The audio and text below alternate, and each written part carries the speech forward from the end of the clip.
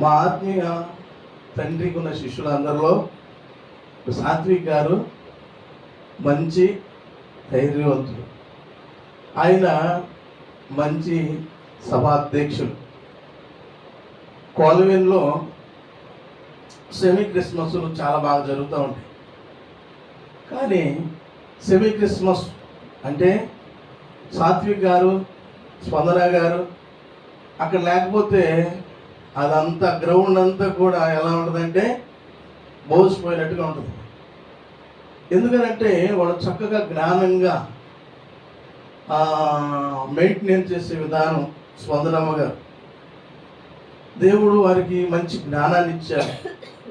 చక్కగా వస్తున్నా వెళ్తున్నా ప్రతి ఒక్కరిని వారు మంచి సంస్కారంతో వారిని ప్రేమగా ఆహ్వానిస్తూ వారికి ఏం కావాలో వచ్చినటువంటి వారందరినీ చక్కగా గౌరవప్రదంగా అక్కడ అసలు ఇంకొకరికి ఆ పనిని అప్పగిస్తే చేయలేరు. కానీ వారు మాత్రం దేవుడిచ్చిన జ్ఞానాన్ని బట్టి మంచి నేర్పరు వలె చక్కగా అంతా మెయింటైన్ చేస్తారు.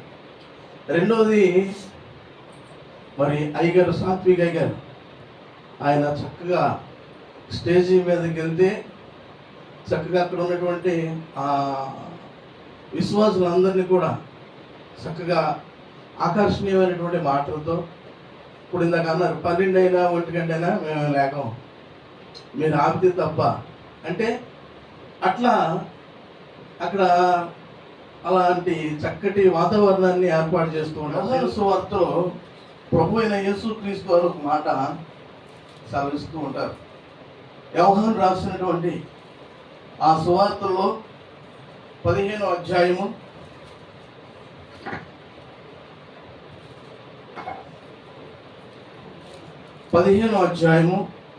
7వ వాక్యాన్ని మనం ధ్యానం చేద్దాం. నాయందు మీరు మీ యందు నా మాటలు నిలిచి ఉన్న ఎడల మీకు ఏది ఇష్టమో అడుగుడి, అది మీకు అనుగ్రహించబడును. అంటే దేవుడు మనిషికి ఇచ్చేటువంటి గొప్ప అవకాశం. మనము దేవుని సన్నిధికి వస్తున్నటువంటి మన జీవితాల్లో దేవుని దగ్గర నుండి మనము అనేకమైనవి పొందుకోవాలని ఆశపడుతూ ఉంటాం. ఆశపడాలి. మనం ఆశాజీవులం. దేవుడు అన్ని ఇవ్వటానికి ఆయన సమర్థుడు, శక్తివంతుడు, శక్తి సంపన్నుడు. ఆయన ఏదైనా ఇవ్వగలడు. వస్తున్నటువంటి మనకి దేవుని ద్వారా ఏమి పొందలేకపోతానికి గల కారణాలు ఏంటి అని అంటే, ఇక్కడ మనం చూస్తే మనం దేవుని యందు లేము. దేవుని యందు మనము లేనప్పుడు ఆయన మనం ఏది ఇష్టపడి అడిగినా కూడా అది ఆయన ఇవ్వడం. దేవునికి స్తోత్రం, హల్లెలూయా. ఆయన చెప్పింది ఏంటంటే, అదిగో మీరు మొట్టమొదటిగా నా యందు ఉండాలి. మీరు లోకం యందు ఉండకూడదు, లోకాచారాలు యందు ఉండకూడదు. విన్నారండి? అట్లాగే లోక పద్ధతులను అనుసరిస్తూ మీరు ఏది అడిగినా నేను ఇవ్వలేను. దాంట్లో ఏ మాత్రం కూడా సందేహం లేదు. మీకు ఏది ఇష్టం వచ్చినా, మీరు ఏది కావాల్సి వచ్చినా నేను ఇవ్వాలి అంటే మీరు నా యందే నిలిచి ఉండాలి. ఎవరి యందు నిలిచి ఉండాలంట? దేవుని యందే నిలిచి ఉండాలి. అంటే ఇప్పుడు అంతా దేవుని యందు నిలిచిలేమా? దేవునితోనే ఉన్నాంగా అనుకుంటాం మనం. కానీ దేవుని యందు నిలిచి ఉన్నటువంటి ఏంటో అనేది కూడా మనకి తెలియాలి. దేవుని యందు నిలిచి ఉండే విషయాలు ఈరోజు 3 ధ్యానం చేద్దామా? ఎన్ని ధ్యానం చేద్దాం? 3 విషయాలు తెలుసుకుందాం. చాలా విషయాలు ఉన్నాయి. ఈ 3 విషయాలు తెలుసుకుంటే మనకిచ్చిన టైం ఒకవేళ సరిపోవచ్చు. ఇవన్నీ కూడా మీరు చక్కగా వినండి. చక్కగా ఇవన్నిటిని కూడా మీ హృదయంలో చేర్చుకోండి. ఇవన్నిటిని కూడా చక్కగా అనుసరించి నడవండి.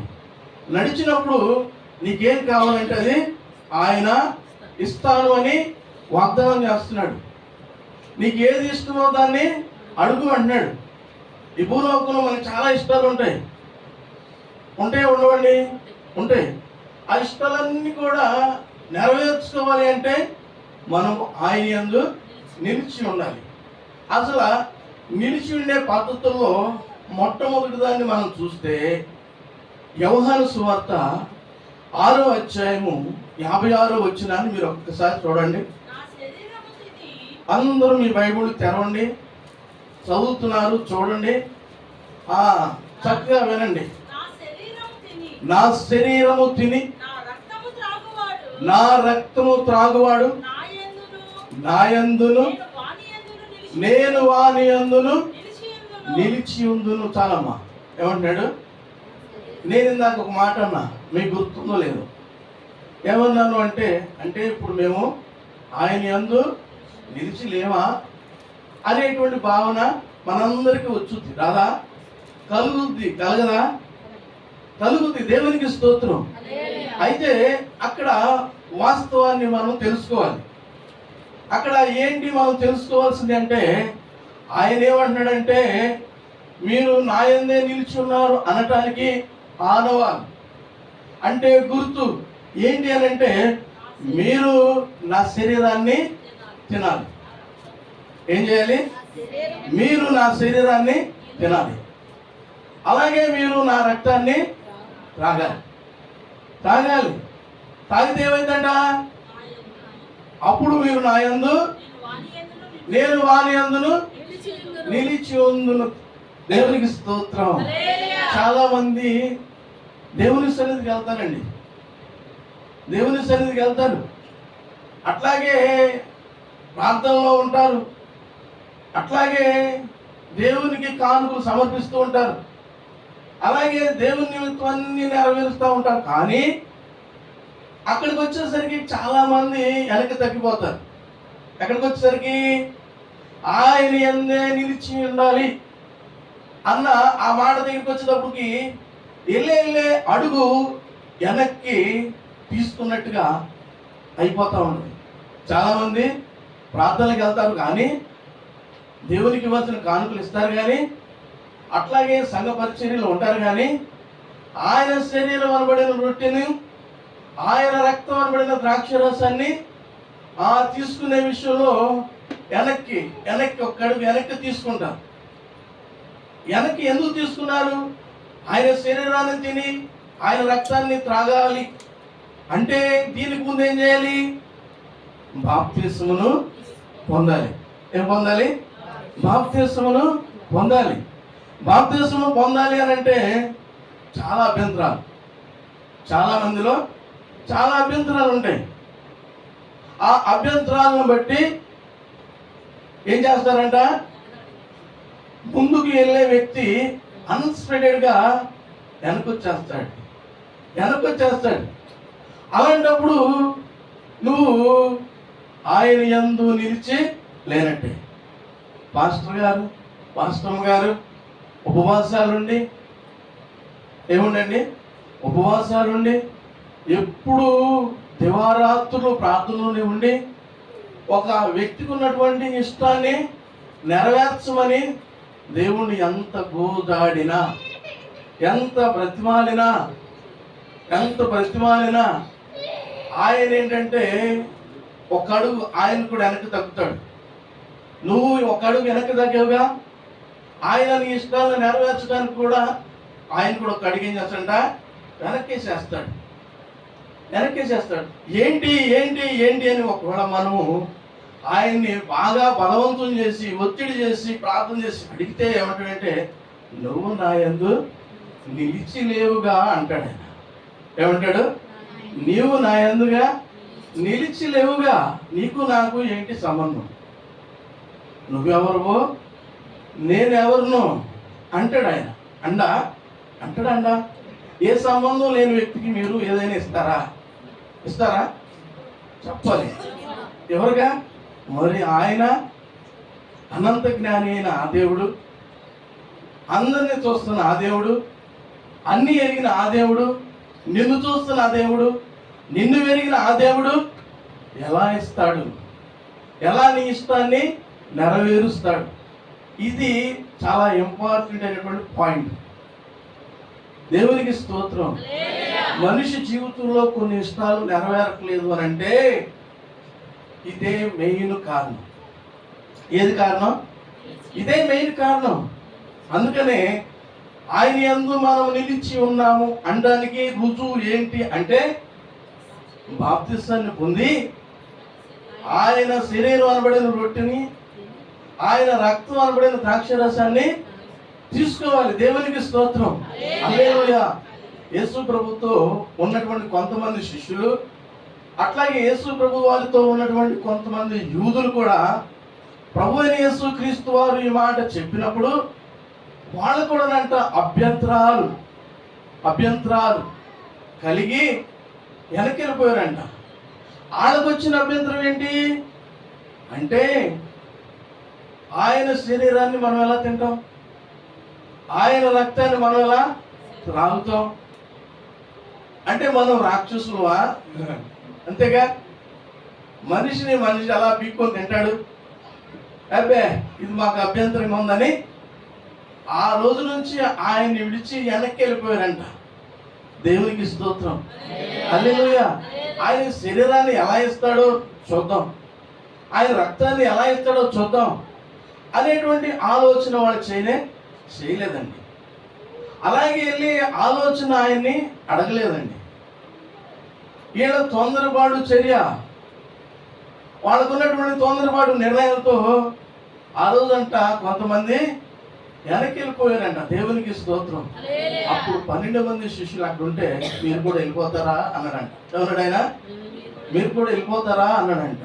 అంటే వాళ్ళు అన్నారంట, జీవపు ఓట కలిగినటువంటి నిన్ను విడిచి మేము ఎక్కడికి వెళ్తామయ్యా అని 12 మంది అన్నారు. దేవునికి స్తోత్రం. వాస్తవం ఏంటంటే ఆ 12 మంది ఆయన దగ్గరికి వచ్చి మేము ఎక్కడికి వెళ్తాము, నువ్వు ఏం చేయబోతున్నావు, ఏది చేయాలనుకున్నావు, దానికి మేము సమ్మతించి నీతోనే ఉంటాం అన్నప్పుడు ఆయన ఒక మాట అన్నాడు. చూడండి, మత్తయి సువార్త 26వ అధ్యాయము 26వ వచనంలో ఆయన వీళ్ళు అభ్యంతరపడినటువంటి విషయాన్ని చక్కగా తెల్లగా తన శిష్యులకు చూపిస్తూ ఉన్నాడు. ఇది నిబంధన. ఎవరెవరికి నిబంధన? తండ్రికి కుమారునికి నిబంధన. నువ్వు వెళ్ళు, నేను లోకాన్ని ప్రేమించా, లోకంలో ఉన్న నా వారందరినీ రక్షించు, వాళ్ళ తరపున నువ్వు శిక్ష వహించు, నువ్వు మరణించి వాళ్ళని బ్రతికించు అని తండ్రి ఆయనతో ప్రామిస్ చేసి పంపిస్తే ఆయన అందుకు ఈ లోకానికి వస్తే ఆయన్ని వీళ్ళంతా కూడా ఎలా ఎంచి భావించి చూశారు అంటే ఆయన ఒక మత స్థాపన చేస్తున్నాడు అనేది వాళ్ళ అభిప్రాయం. కానీ ఆయన అలా చేయట్లేదు. ఏంటి అని అంటే నశించిన దానిని వెతికి రక్షించడానికి మనిషి కుమారుడుగా ఆయన వచ్చిన సంగతి ఆయనకి తెలుసు, పంపిన తండ్రికి మాత్రమే తెలుసు. ఇది ఎవరికి తెలియదు. అందుకే సిలువలో కూడా ఆయన వేలాడబడుతున్నప్పుడు ఆయన చాలా మంది దూషించారు, దొంగలు దూషించారు, సైనికులు దూషించారు, మతాధిపతులు దూషించారు. ఎవరు ఎలా దూషించినా సిలువలో ఉండి ఆయన ఒక్కటే అన్నాడు, తండ్రి మీరేమి చేస్తున్నారో ఎరుగరు కనుక క్షమించమన్నాడు. దేవునికి స్తోత్రం. ఎలా క్షమించమన్నాడు అంటే దయతో. వాళ్ళు మాట్లాడుతున్న మాటలు కఠినంగానే ఉన్నాయి. వాస్తవం నీకు తెలుసు, నాకు తెలుసు, వారికి తెలియదుగా, వారినే రక్షించమని పంపావుగా, అందుకే నేను వచ్చానుగా, కాబట్టి వారి మీద దయించి క్షమించు అని వేడుకున్నాడంట తండ్రి. దేవునికి స్తోత్రం. ఆయన రాక ఇది తండ్రికి కుమారుడికి తెలుసు. ఆయన ఎవరి కోసం వచ్చాడు, ఎందుకు వచ్చాడు అన్నది ఆ తండ్రికి కుమారుడికే తెలుసు.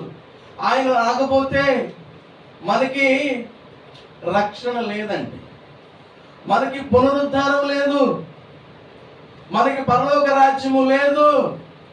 Praise the lord. ఆయన రెండో మరణాన్ని తప్పించడానికి ఆయన మన పక్షాన మరణించాడు. ఆయన చనిపోయి మనల్ని తిరిగి బ్రతికించాడు. ఇది ఎవరికి అర్థం కాలేదు? యూదులకి అర్థం కాలేదు. అలాగే ఆయన దగ్గర కూడా కొంతమంది ఉన్నటువంటి శిష్యులు కూడా ఈ మాట అర్థం కాలేదు. అలాగే ఇంకా అనేక మందికి, సైనికులకి, ప్రజలకు కూడా ఈ మాట అర్థం కాలేదు. అందుకని ఎవరికి ఏది అనాలనిపిస్తుంది అన్నారు. నువ్వు దేవుని కుమారుడివి, దేవునివి అయితే నువ్వు సిలువ దిగి అదిగో మమ్మల్ని కూడా దించొచ్చుగా. అది వాళ్ళకి అర్థమైంది. అది ఆయన రక్షించుకోవడం రాలా, నిన్ను, నన్ను, మనందరినీ కూడా రక్షించడానికి వచ్చాడు. నరకం నుంచి రక్షించడానికి వచ్చాడు. రెండవ మరణం నుండి రక్షించడానికి ఆయన వచ్చాడు. అందుకని ఏమంటాడంటే, నా శరీరాన్ని తినువాడు, నా రక్తం త్రాగువాడే నిత్య జీవం గలవాడు. అంచె దినాన నేను వారిని లేపుతా. ఎవరు ఆయన శరీరం తిని ఆయన రక్తాన్ని త్రాగుతున్నా, ఎవరైతే అలా క్రమాన్ని అనుసరిస్తున్నారో వాళ్ళందరినీ లేపుతాడంట ఆయన. అంటే ఈ భూలోకంలో మనము అంటే చనిపోయినప్పుడు ఆయన యందు విశ్వాసం ఉంచి, ఆయన యందు నమ్మకం ఉంచి, ఆ బాప్తిసాన్ని పొంది ఆయన యొక్క పరిశుద్ధ బలలో, అనగా ఆయన శరీరాన్ని తిని ఆయన రక్తాన్ని త్రాగి ఏ వ్యక్తి అయితే ఈ భూలోకంలో మరణించాడో అది ఆయన దృష్టికి నిద్ర. అందుకే ఆయన అన్నాడు, నేను లేపుతా అని. నిద్రపోయే వ్యక్తిని మనం లేపవచ్చు, చనిపోయిన వ్యక్తిని మనం లేపగలమా? లేపారు ఎవరన్నా? లేపలేదుగా. దేవునికి స్తోత్రం, హల్లెలూయా. అందుకే ఆయన అంటాడు, అంచెదనాన నేను వారిని లేపుతా. అంటే వాళ్ళు మృతి పొందలేదు, వాళ్ళు విశ్రాంతి తీసుకుంటున్నారు, వారు నిద్రపోతున్నారు, వారు భూలోకంలో చాలా అలసిపోయారు. మీరు లేకపోద్దు, నా బిడ్డను నేను లేపుకొని నా వెంట పెట్టుకొని తీసుకెళ్తాను అని దేవుడు మనకు చేసినటువంటి వాగ్దానాలు. ఇవన్నీ కూడా నెరవేరాలి అంటే మనం ఏం చేయాలంట? ఏం చేయమన్నాడు ఆయన? నా శరీరాన్ని తినండి, నా రక్తాన్ని తాగండి. వాళ్ళే ఉన్నారు, ఈయన శరీరాన్ని మనం ఎలా తింటాం, ఈ రక్తాన్ని మనము ఎలా తాగుతాం? అబ్బా ఇది చాలా కఠినంగా ఉందని వెళ్ళిపోయారంట. చాలామంది వెళ్ళిపోయారంట. మరి పునరుద్ధారణ వాళ్ళు లేపడతారా? వాళ్ళని లేపుతాడా? దేవునికి స్తోత్రం. ఎంతమంది ఉన్నారు బాప్తిసం తీసుకున్న వాళ్ళు? చేతులు ఎత్తండి. దేవునికి స్తోత్రం, హల్లెలూయా. మళ్ళీ దించేస్తున్నారు మీరు, నేను చూడాల. దేవునికి స్తోత్రం. ఇంకా తీసుకోవాల్సిన వాళ్ళు తీసుకోవాలి. తీసుకున్నప్పుడు నీకేది ఇష్టమైతే అది అడుగు అంటాడు. నాకు ఇది ఇష్టం, నువ్వు అడగక్కర్లా, నీకేది ఇష్టమో అది అడుగు అంటాడు. దేవునికి స్తోత్రం. ఎందుకు అంటే నువ్వు నాతోనే నిలిచి ఉన్నావుగా, నాతోనే ఉంటున్నావుగా, నేను చెప్పిందల్లా చేస్తున్నావుగా, కాబట్టి నీకేం కావాలో అడుగు అంటాడు ఆయన. మా అమ్మమ్మ ఉంది, నేను స్కూల్కి వెళ్తున్నాను, నేను ఎన్నో చదవలేదులేండి, 6వ తరగతి వరకే చదివా, అది కూడా పూర్తి చేయలేదు దేవుడి దయని బట్టి. సరే, మొత్తం మీద మాకు ఎలిమెంటరీ స్కూల్ ఉంది. మా అమ్మ ముఠా వేసి ఆ పనికి వెళ్ళిపోయేటప్పుడు ఒక మాట చెప్పింది. రే, నా పేరు శ్రీరండి. అరే శ్రీలో, నువ్వు నేను వచ్చేసరికి ఈ తొట్టు నిండా నీళ్ళు పోసి, అప్పుడు గ్యాస్ పోయలేవుగా, వచ్చేసరికి కొన్ని పొలాలు, అదిగో అక్కడ మండేసినటువంటి పొలాలు ఉన్నాయి కదా, ఆ పొలాలు చక్కగా నరికి ఆ పొయ్యి దగ్గర పెట్టి ఆ తొట్టు నిండా నీళ్లు పోసి ఈ 2 పనులు పూర్తి చేసేస్తే నేను వచ్చిన తర్వాత నీకేది ఇష్టమైతే అది కొని పెడతా అని నాకు ఒక ఆఫర్ ఇచ్చి వెళ్ళేది. దేవునికి స్తోత్రం. హల్లెలూయా. చక్కగా స్కూల్ నుంచి రాగానే మొట్టమొదటికి వెళ్ళి ఆ పొలాలు నరికేసి, అప్పుడు నీళ్ళకు కూడా మంచి డిమాండ్. అక్కడక్కడ ఉండేవి పంపులు. ఇప్పుడు మన ఇంటికి చాలా ట్యాబులు ఉన్నాయి, దానికాడ బోర్డు గొడవలు, బోర్డు గొడవలు అక్కడ కూడా. అలాంటి గొడవలన్నీ అధిగమించి ఆ తొట్లు నింపాలి. ఎందుకంటే నాకు ఒక హామీ ఇచ్చినటువంటి మా అమ్మమ్మ ఎప్పుడు వస్తుందని ఆమె చెప్పిన పనిని పూర్తి చేయడానికి నేను అవసరం వచ్చి అక్కడ కొట్లాడైనా అలా ఏం చేసేవాడు, గవగా వచ్చేసి నేను ముందు వచ్చాను, బిందు పెట్టేవాడు అక్కడ. మరి కొద్దిగా మనం ధైర్యంగా ఎదుర్కోగలిగితేనే మనకు నీళ్లు దొరుకుతాయి. ఏదో ఒకటి నా తంటాలు నేను పడి మొత్తం మీద 2 పనులు పూర్తి చేసి ఆమె కోసం ఎదురు చూసేవాడిని. వచ్చి పద అనేది నాకేది ఇష్టం అక్కడ తీసుకెళ్ళేమనేది, నీకేది ఇష్టమో తీసుకో అని. దేవునికి స్తోత్రం. హల్లెలూయా. ఎందుకు అంది? యేసయ్య అంతే. మరి ఆయన నువ్వు చెప్పింది చెప్పినట్టుగా చెయ్యి. ఆయన నాకెప్పుడు వచ్చి చెప్పాడండి అనేటువంటి డౌట్ మీకు లేదా? ఆయన స్వయంగా వచ్చి నాకు చెప్తే ఎందుకు చేయను అని మీరు అనుకుంటారా? ఆయనకి మీకు మధ్యవర్తి అక్కడ ఉన్నాడు. ఆయన ఏది చెప్తే అది ఆయన చెప్పింది, అది నువ్వు చేసావు అనుకో, నీ ఇష్టాలన్నిటిని కూడా ఆయన నెరవేరుస్తాడు. దేవునికి మహిమ కలుగును గాక. ఆమేన్ అంటే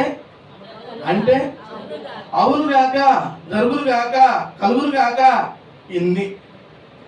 ఇన్ని అందుకనే ఆయన అంటున్నాడు, మీరు నా యందును మీ యందు మీకేది కావాలో అడగండి. దేవునికి స్తోత్రం. హల్లెలూయా. ఒక మనిషి మీద అంత నమ్మకం పెట్టుకొని ఎదురు చూసి ఆ మనిషి ద్వారా మన ఇష్టాన్ని నెరవేర్చుకోవడానికి అదిగో కనిపెట్టుకొని ఆ ఇష్టాన్ని తీర్చుకొని సంతోషించే లోక సంబంధమైన విషయాల్లోని మనం ఎలా ఉంటే, ఒక్కొక్కసారి మనిషి మాట ఇచ్చి తప్పడా? ఒక్కోసారి అవి కూడా జరిగింది నాకు. దేవునికి స్తోత్రం. హల్లెలూయా. కానీ ఆయన మాట ఇస్తే ఏమాత్రం కూడా తప్పడండి.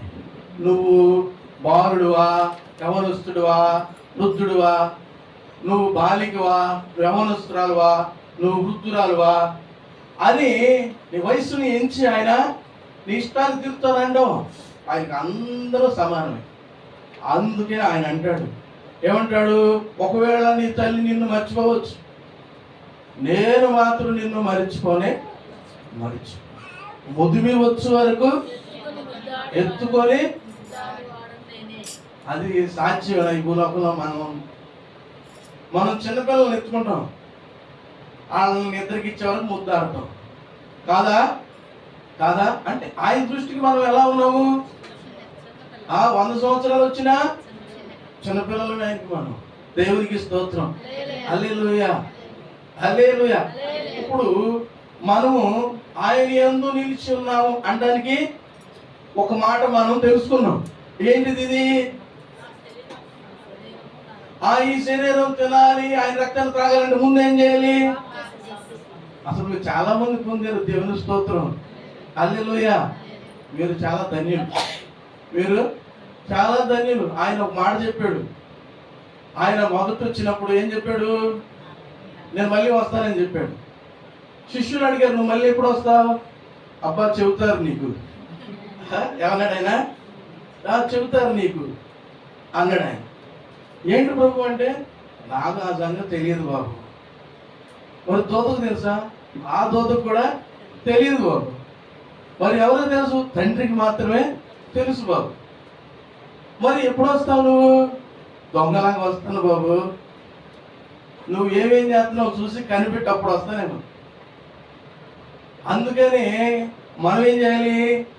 ఆయన ఒక్కొక్క మాట కూడా అన్నాడమ్మా. ఏమన్నాడు ఆయన అంటే, దాసుడు యజమాని కోసం ఎలా అయితే కనిపెట్టుకొని ఎదురు చూస్తాడు. ఎందుకని?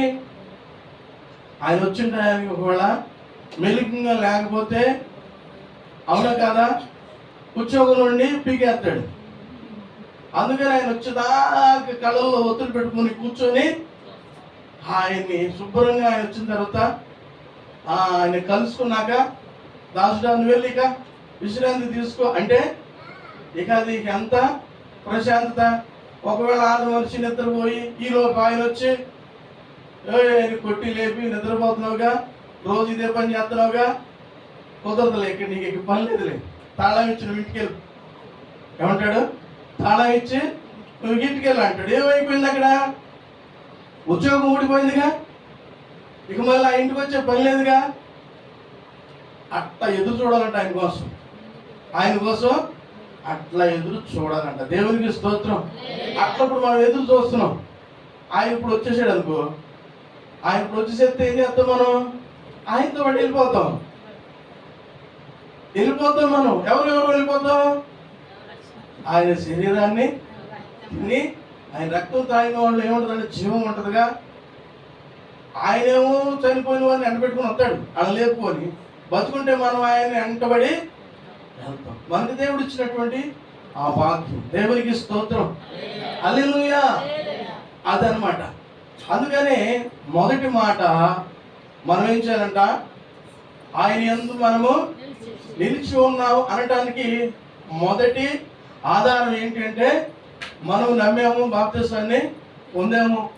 అలాగే నెల నెల చక్కగా సిద్ధపాటు కలిగి ఒకరోజు ముందుగానే దేవుని సన్నిధిలో ఉండి చక్కగా దిద్దుకొని ఆ మనుషుల దినాన ఆయన పరిశుద్ధ బలలో అది పరలోకం నుండి దిగి వచ్చిన ఆహారం అని మనము దాన్ని చక్కగా ఘనంగా ఎంచి దానికోసం మనం టయాన్ని హెచ్చించి ఎన్ని పనులున్నా మానుకొని మనం సిద్ధపాటు కలిగి దేవుని యొక్క బలలో చేయి వేసిన మనలను ఆయన చూసి ఏమంటాడంటే, ఆ తెల్లారొచ్చో ఏం కావాలని అడుగు అన్నాడు. ఇప్పుడు మిమ్మల్ని.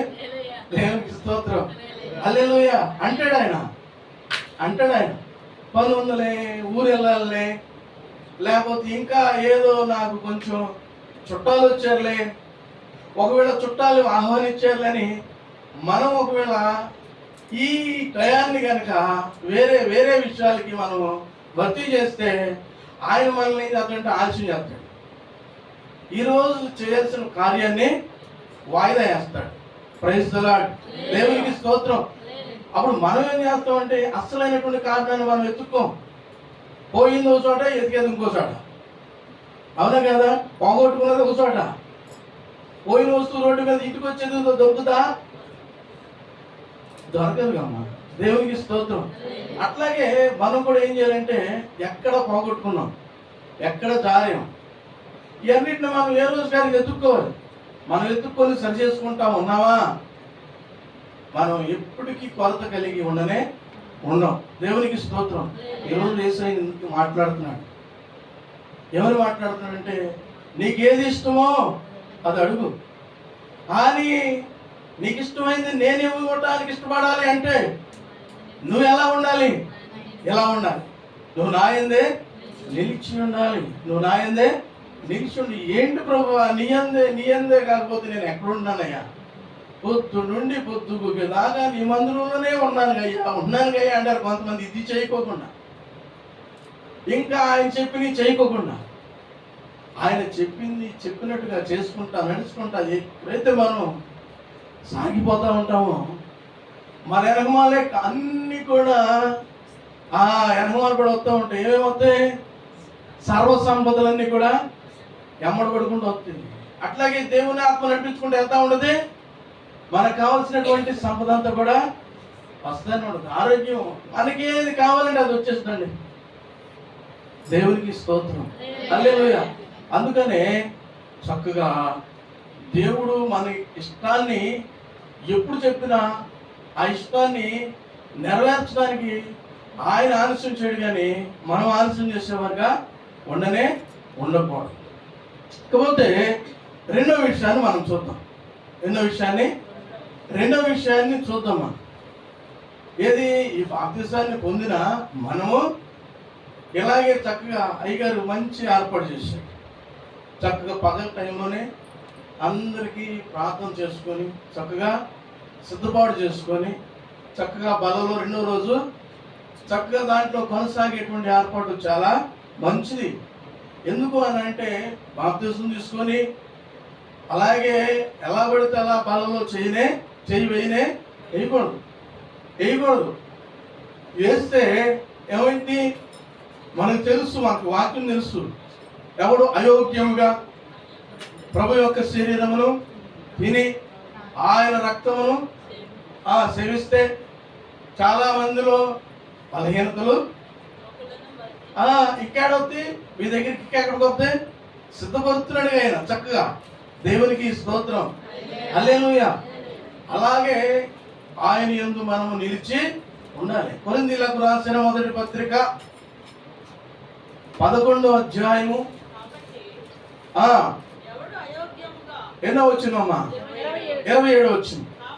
కాబట్టి ఎవడు అయోగ్యముగా ప్రభు యొక్క రొట్టెను తినును లేక ఆయన పాత్రలోనిది త్రాగును వాడు ప్రభు యొక్క శరీరమును గూర్చి రక్తమును గూర్చి అపరాధి అగును.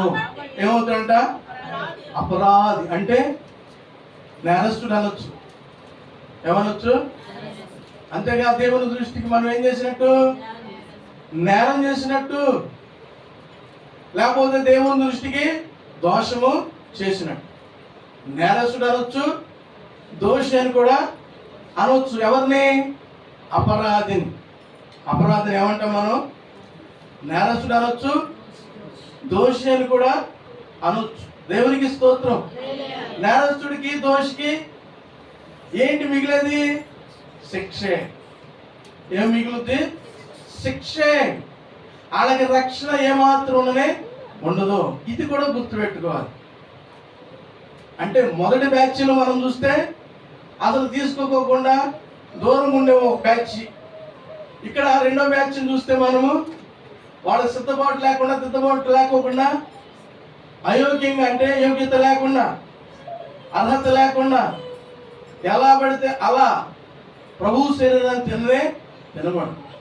ప్రభు యొక్క రక్తాన్ని అనగా ద్రాక్షరసాన్ని తాగకూడదు.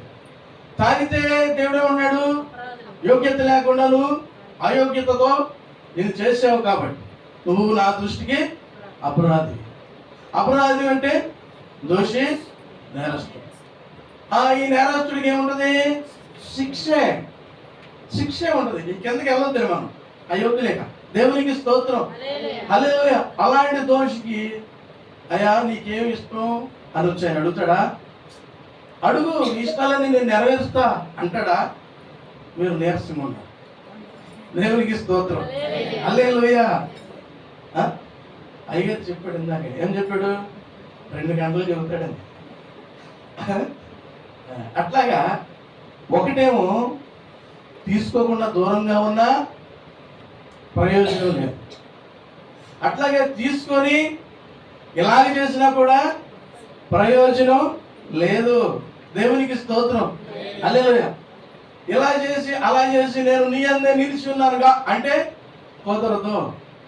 చాలా మంది పరిచర్య చేస్తానికి, అట్లాగే చక్కగా ప్రార్థన చేస్తానికి, అట్లాగే దేవుని విషయంలో ప్రతిదానికి సహకరిస్తానికి అన్నిటికీ ముందుకు వస్తారు, అన్నిటిలో ముందుంటారు. కొంతమంది ఏం చేస్తారంటే ఈ విషయంలో వెనక్కే తగ్గుతారు. కారణాలు చాలా చెప్తారు.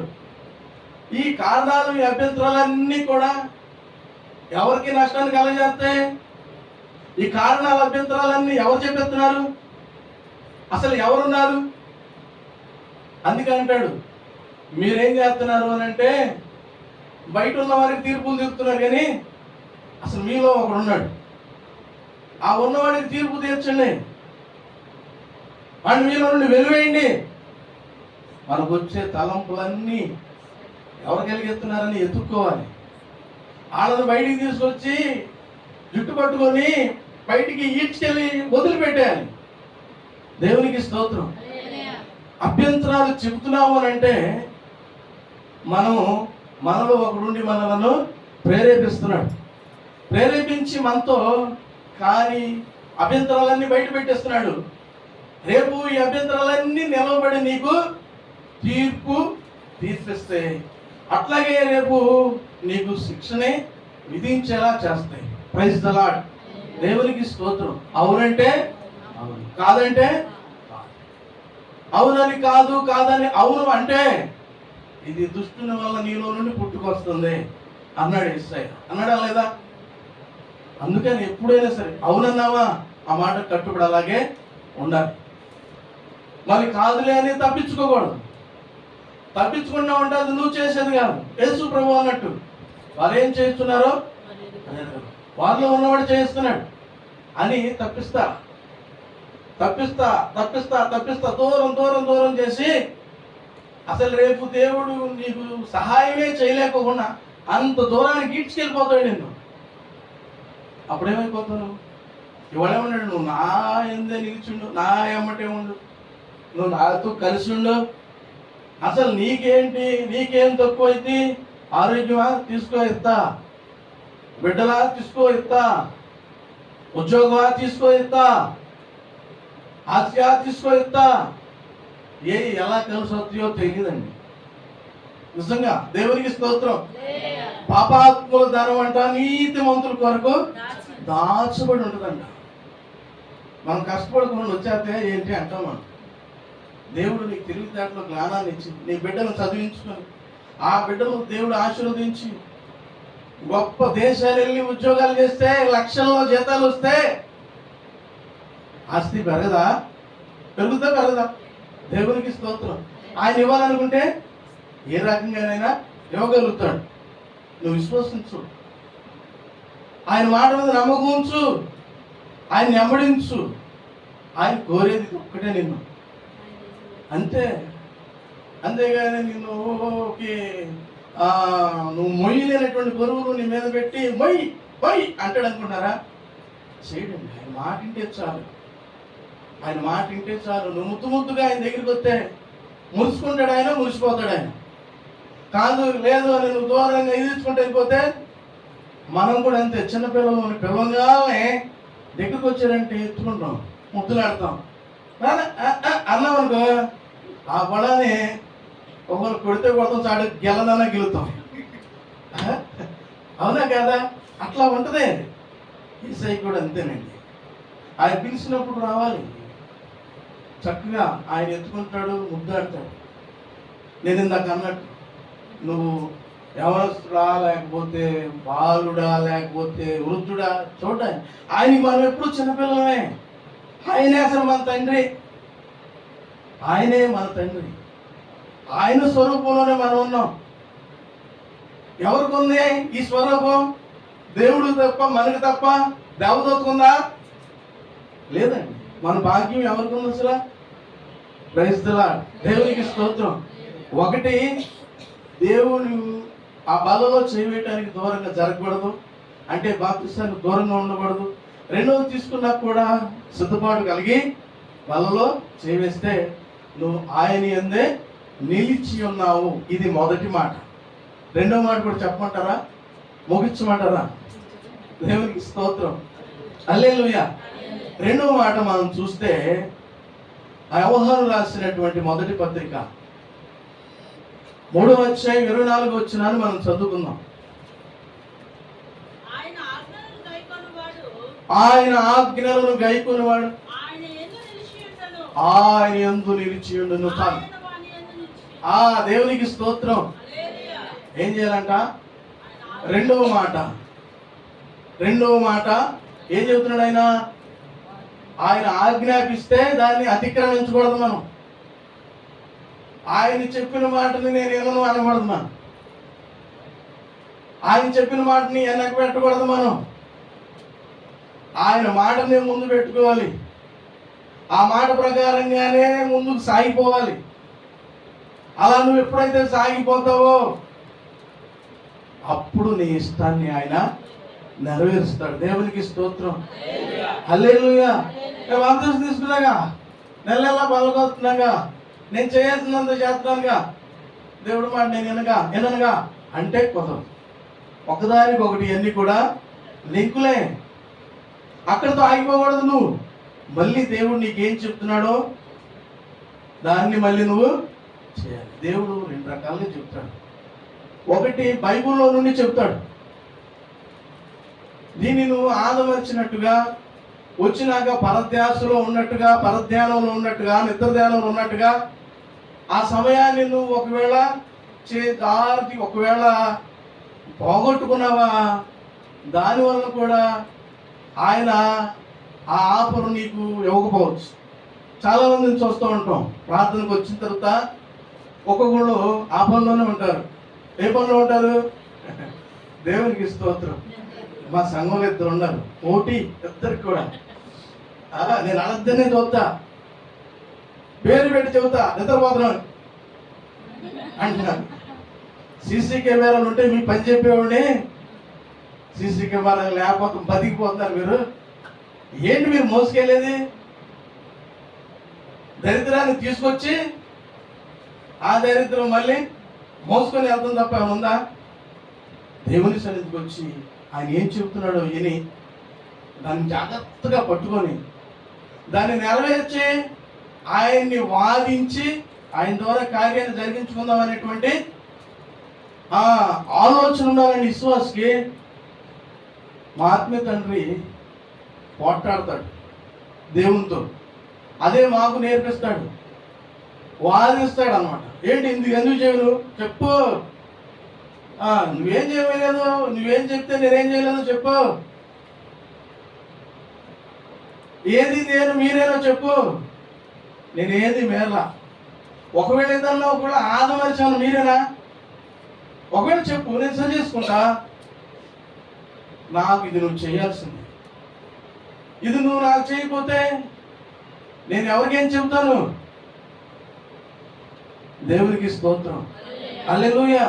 నువ్వు కూడా నీ కుటుంబాన్ని నమ్మించాలి అంటే నువ్వు కూడా దేవుని సన్నిధికి వచ్చి దేవుడు సెలవిచ్చినటువంటి మాటలను విని ఆ మాటలన్నింటినీ నెరవేర్చి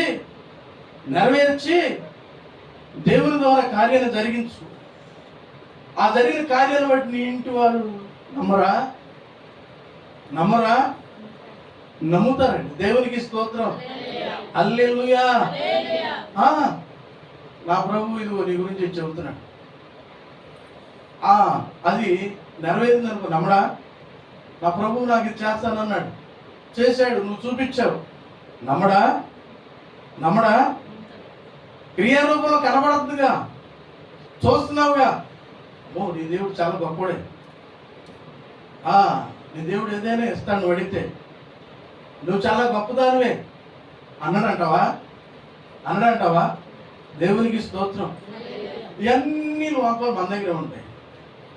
ఏంటంటే మనం వచ్చి ఊరికే కూర్చొని వెళ్ళిపోయి ఆ రోజు దేవుడు చెప్పిన మాటలన్నింటిని కూడా గాలికి వదిలిపెట్టేసి దాన్ని బట్టి మనకి ఏది దేవుడి నుండి రాక కలక ఇక మనకిసుకొచ్చి ఆళ్ళకిసుకొచ్చి దేవుడు ఏం చేస్తున్నా మనం అనవసరం, వెళ్తాం అనవసరం, మొత్తం అనవసరం అనే భావన నీకు ఉంటుంది. కానీ వెళ్ళిన నేను ఆయన ఏం చెప్పాడు, ఆ చెప్పిన దాన్ని నేను బుర్రకి ఎక్కించుకున్నానా? అట్లాగే బుర్రలో ఎక్కిన దాన్ని చేశానా? చేసినప్పుడు నాకు ఇది చేయలేదా, నువ్వెందుకు చేయవు అని వాదనాడేటువంటి అవకాశాన్ని దేవుడు మనకి ఇస్తాడు. దేవునికి స్తోత్రం. అందుకే అంటాడు, ఏమన్నాడు? నా ఆజ్ఞలను గైకొనువాడు. దేవునికి స్తోత్రం. దైవజనులతో వాక్యం ద్వారా మాట్లాడి చాలా విషయాలు చెప్పిస్తాడు. ఆ చెప్పినట్టన్నిటి నువ్వు అక్షరాలా నెరవేర్చుకుంటే వెళ్తున్నావా, నువ్వు అనుకున్నాయని నెరవేరిపోతాయి. వీటిలో ఏదన్నా ఒకవేళ నువ్వు అస్సలు చేయకపోయినా, అరాకొర చేసినా నీకే ఫలితం రానే. ఒకవేళ వచ్చిందంటే అది ఆళ్ళ దేవుడి దగ్గర ఆళ్ళకున్న వాగ్దానాలను బట్టి, దివారాత్రులు వారు కార్చే కన్నీటిని బట్టి వారు దేవుని దగ్గర పెట్టుకున్న నియమాన్ని బట్టి అలా నీ జీవితంలో జరుగుతాయేమో, కానీ నీ వల్ల నీకు ఏది జరిగే పరిస్థితి ఏమాత్రం కూడా ఉండదండి. Praise the lord. దేవునికి స్తోత్రం. రెండో విషయాన్ని మీకే కళల ద్వారా బయలుపరుస్తూ ఉంటాడు. ఎలా బయలుపరుస్తాడు? కళల ద్వారా బయలుపరుస్తాడు. దేవునికి స్తోత్రం. హల్లెలూయా. ఆ కళల్లో ఉన్నటువంటి భావాన్ని దైవజనులు వివరించినప్పుడు దాన్ని నువ్వు నమ్మాలి. ఒకవేళ దేవునికి ఏదైనా చేస్తాను అని వాగ్దానం చేస్తుంటే దానికోసం కనిపెట్టాలి. ఎప్పుడు చేస్తావు పీడించాలి. ఏం చేయాలి? పీడించాలి. ఆయనే చేస్తాడులే అన్నట్టుగా కూడా ఉండకూడదు. అట్లాగే ఏదన్నా ఒకవేళ దేవుడు దీన్ని నువ్వు సరిదిద్దు, ఇది నీ దగ్గర ఉండకూడదు, దీన్ని తీసేయి, ఇది మంచిది కాదు, ఇది నాకు అంగీకారంగా లేదు, ఇది నాకు ఇష్టం లేదు, ఇది నీకు నష్టాన్ని చేస్తుంది, ఇది నీలో నుండి తీసేయి, వద్దు అని దేవుడు ఒకవేళ దర్శించి నీకు చెప్తున్నప్పుడు దాన్ని నువ్వు ఎప్పుడైతే శ్రద్ధ కలిగి దాన్ని విడిచిపెట్టేసావా, అప్పుడు నువ్వు ఆయన యొక్క ఆజ్ఞలకు లోబడినట్టు. దేవునికి స్తోత్రం. హల్లెలూయా. లేకపోతే ఆయన మీద తిరగబడినట్టే కదా. ఏమైనట్టు? ఆయన మీద తిరగబడినట్టే కదా. అందుకనే రెండవ మాట, దేవుని యొక్క ఆజ్ఞలకు మనము లోబడాలి. దేవుని యొక్క ఆజ్ఞలకు విధేయులు అవ్వాలి. మనం ఆయన వాక్యం ద్వారా చెప్పొచ్చు, దర్శనం ద్వారా చెప్పొచ్చు. ఎలా చెప్పినది ఆయన మాట అని ఎప్పుడైతే నువ్వు దాన్ని అనుసరిస్తావో అప్పుడు నీకేది ఇష్టమో దాన్ని నువ్వు అడుగు, నేను ఇస్తాను అంటాడు. దేవునికి స్తోత్రం. హల్లెలూయా. అలా మరి మనం ఏం వింటున్నాం? విన్నారా? వింటే ధన్యులే, రాజులే. దేవునికి స్తోత్రం. హల్లెలూయా. మీ కింది నిండి పొర్లినట్టే. ఆమేన్. దేవునికి స్తోత్రం. హల్లెలూయా. సాత్విక్ అయ్య గారికి చాలా లేఖనాల పరిజ్ఞానం ఉంది. చాలా తెలుసుకున్నాడు. ఆయన చాలా నేర్చుకున్నాడు. ధైర్యంగా ఉంటాడు. ఎప్పుడైనా సరే మేము ఫోన్ చేస్తే రాలేను, సాకు వంకో ఎప్పుడు చెప్పలా. అది ఏదన్నా కానీ ఇద్దరు చక్కగా వస్తారు, చక్కగా అండగా నిలబడతారు. దేన్ని బట్టి? ఎవరిని బట్టి? దేవుని బట్టి. ఇది దేవుని పని. వంతులో నాకు అవకాశం వచ్చింది, నేను కూడా అక్కడ ఆ వంతులు నిలబడి చేసి నా ప్రభువుని సంతోష పెట్టాలి. ఎవరికి చెప్పినా ఇది ఆయన మాటగా పాస్టర్ గారి మాట అయితే రాడు, దేవుని మాట కాబట్టి అది ఎలాంటి పరిస్థితుల్లో ఉన్నా కూడా చాలా దగ్గరగా, చాలా ప్రేమగా ఉంటాడు. ఇప్పుడు కూడా ఒక్కొక్కసారి ఫోన్ చేసినప్పుడు నాకేమో ఆ పెద్ద ఫోను తెలీదు, అది ఇంటికాడే ఉంటుంది. ఇచ్చేస్తే నా దగ్గర చిన్నది, అదే ఒక్కోసారి సిగ్నల్ అందదు, ఒక్కోసారి చేస్తాడు తమ్ముడు. చేసినప్పుడు అందుబాటులో కాదు, ఏంటి అక్క అన్నయ్య ఫోన్ వేస్తాడు, ఏంటి తీరేంటి అన్నాడంట. దేవునికి స్తోత్రం. అట్టా ఏమీ ఉండదు, కాకపోతే అందుబాటులో లేక. అందుకని చక్కటి దైవ సేవకులు చక్కగా, మరి ఇంకా చెప్పాలంటే అందరికంటే చిన్న వయసులో దేవుని సేవ చేస్తున్నారు. వాళ్ళ దగ్గర దేవుని ఆత్మ బలంగా పనిచేస్తుంది తెలుసా, చాలా బలంగా పనిచేస్తుంది. వాళ్ళ పూర్వీకులు ప్రార్థన, వారి తల్లి గారి ప్రార్థనే, వీళ్ళ తల్లి గారు కూడా ప్రార్థనేగా. అది నేను చెప్పక్కర్లేదు, ఇంకో మీకు తెలిసిన విషయమే ఇది. Praise the lord. దేవునికి స్తోత్రం. మరి చక్కగా ఇంకో పని పెట్టుకున్నాను, దేవుని పని విషయంలో పెద్ద ఆసక్తిగా ఉంటారు. అట్లా మరి దానిని బట్టే నేను కూడా వెనక ముందు చూడకుండా దేవుడి దీన్ని బట్టి నేను రావడం జరిగింది. చక్కగా ఈ మధ్యలో దేవుని మాటలు పంచుకోవటం ఎంతో ఆశీర్వాదం కాదా? అసలు ఇప్పుడు అనుకోలే నేను. ఎట్లా దేవునికి స్తోత్రం. హల్లెలూయా. అందుకని మొదటిగా మనం ఏం చేయాలని మనం తెలుసుకున్నాం. మొదటి మాట మర్చిపోయారు మీరు. ఆయన శరీరాన్ని తినాలి, ఆయన రక్తాన్ని తాగాలి. అంటే ఎవరు పడితే వాళ్ళ కుదురుతా? ఒక చిన్నపిల్ల వచ్చింది వాళ్ళ తల్లి అమ్మ, వాళ్ళ తల్లి ఏం చేస్తుంది? బాప్తిసం తీసుకుందిగా, రొట్టె ద్రాక్షారసం తీసుకుంటే కింద పడి ఏడుస్తుంది, నాకు కావాలంటది. నువ్వు బాప్తిసం తీసుకుంటే అంట నేను ఏమంటాను? ఊరికినే అంటే ఇది నువ్వు తినేది కానే కాదు. ఇది ఎవరు తింటారు? బాప్తిసం పొందిన వారే తింటారు, ఎవరు పెడితే వారు తినరు కదా. అదనమాట. దేవునికి స్తోత్రం. ఏ విషయంలో కూడా ఒకవేళ కార్యాలు ఒకవేళ లేట్ అయినా, ఒకవేళ తొందరగా జరిగినా ఆయన సమయాన్ని బట్టి ఏదైనా తీసుకెళ్ళిపోతూ ఉంటాడు. అంతేగాని మనల్ని ఎక్కడ ఎప్పుడు విడిచిపెట్టే దేవుడు కాదు, సిగ్గుపరిచే దేవుడు అంతకంటే కాదు. ఆయనకి తెలుసు ఎప్పుడు ఏది ఇవ్వాలో. అది కూడా ఆయన అంటాడు, అసలు మీరు అడగక్కర్లా, మీరు అడగకపోతే మీరు నా బిడ్డలు కాబట్టి మీకు ఏం కావాలో తెలుసు అంటాడు ఆయన. దేవునికి స్తోత్రం. నేను ఇస్తా అంటాడు ఆయన. అందుకని మొట్టమొదటి మనం దీని రెండో మాటని, ఆయన ఆజ్ఞలను గైకొనాలి. గైకుంటేనే ఆయన యందు మనం నిలిచి ఉన్నట్టు, ఆయన కూడా మన యందు నిలిచి ఉన్నట్టు. ఈ రెండు విషయాలు మనం చూసాం, అవునా కదా? మూడో విషయాన్ని చూస్తే, ఈ మూడో విషయాన్ని చూసి ముగించుకుందాం.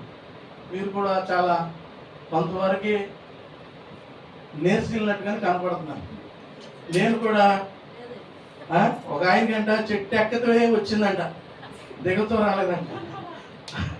అట్లాగే ఇక నేను చెప్పుకుంటూ వెళ్ళిపోతే మీ పరిస్థితి కూడా చూడాలిగా, నేను చూడాలక్కర్లేదా? మీరు ఒకవేళ బయటికి పడి చెప్పలేకపోయినా, అవునా, నేను వెళ్ళినాకైనా చెప్పుకుంటాను. ఎంతసేపా? దేవునికి స్తోత్రం. హల్లెలూయా. మూడవ మాట యోహాను పత్రికలోనే 4వ అధ్యాయము 12వ వచనం. 4వ అధ్యాయం 12వ వచనం. యోహాను పత్రిక.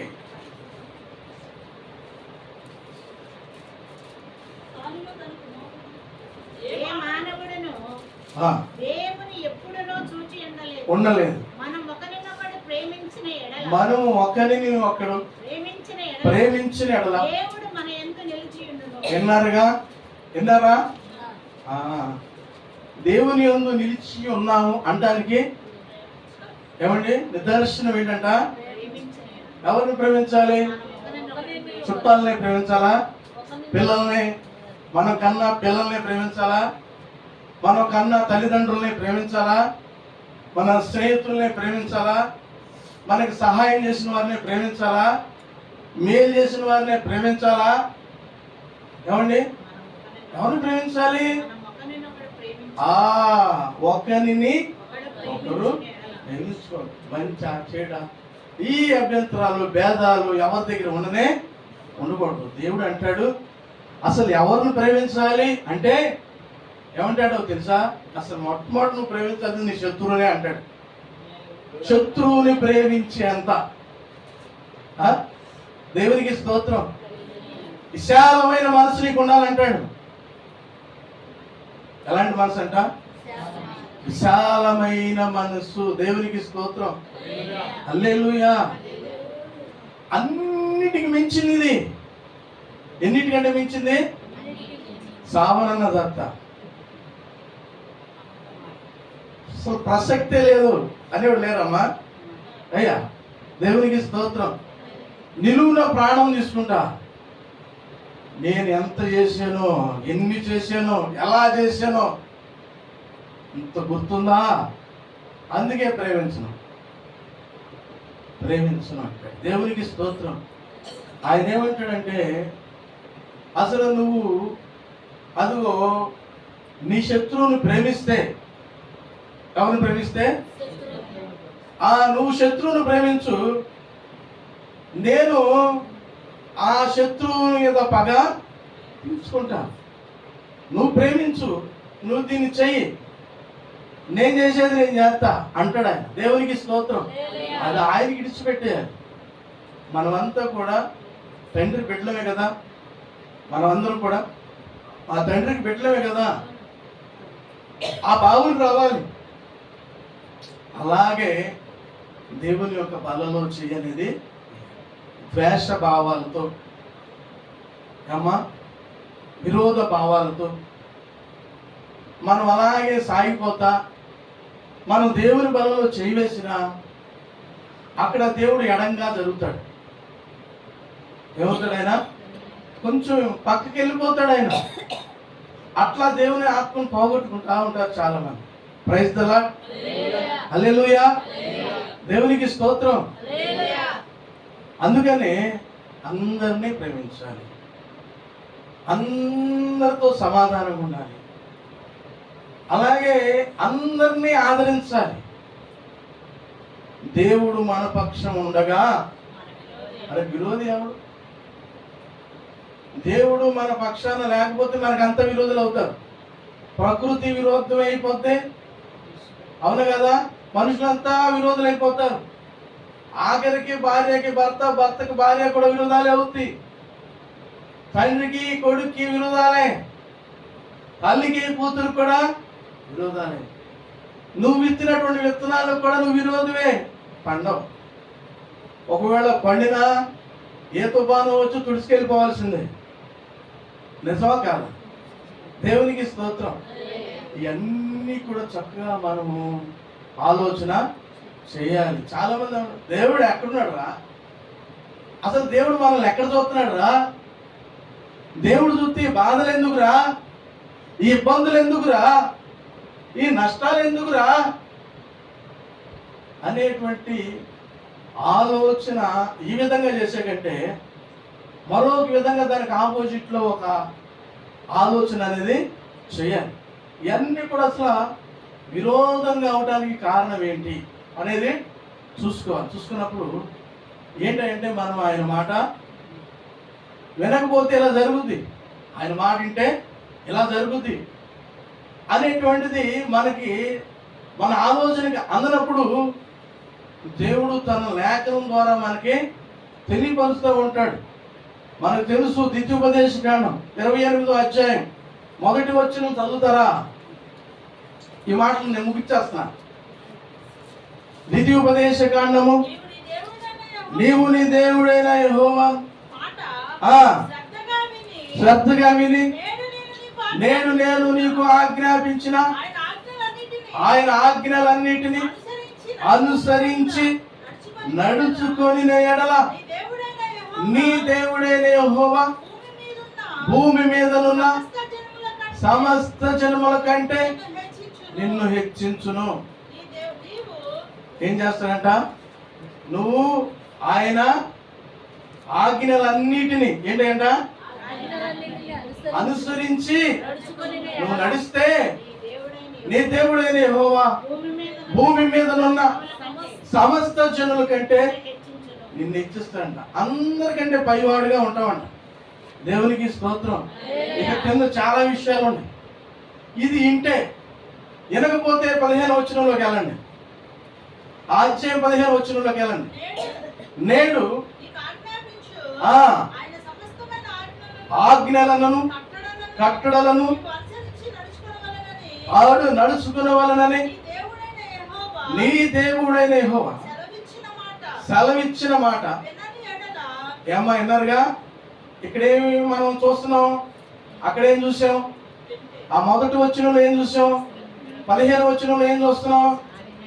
ఆ మొదటి వచనంలోనేమో నీ దేవుడైన యెహోవా మాటలు శ్రద్ధగా, నీ దేవుని యొక్క దేవుడు ఏం చెప్తే అది నువ్వు చేస్తే ఆయన నిన్ను అందరికంటే 15వ వచనంలో ఏమన్నాడంటే నువ్వు విననంటే ఏమైందంట?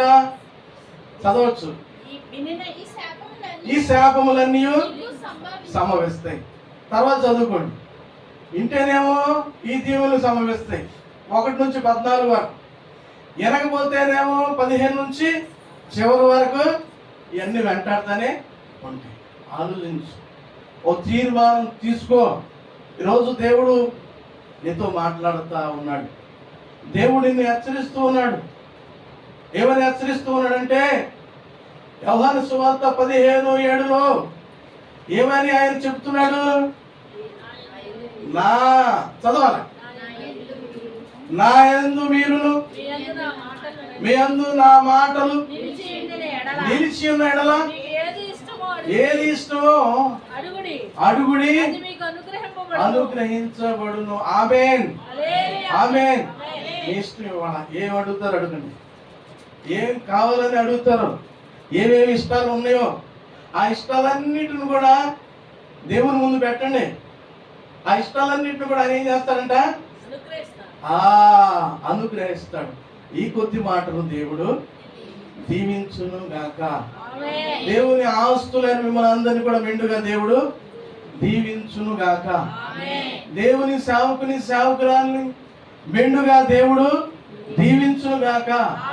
ఈ చుట్టుపక్కల ఉన్న వారందరినీ దేవుడు దీవించును గాక. ఈ శ్రీకాకుళం ప్రాంతం అంతటిని కూడా దేవుడు దీవించును గాక.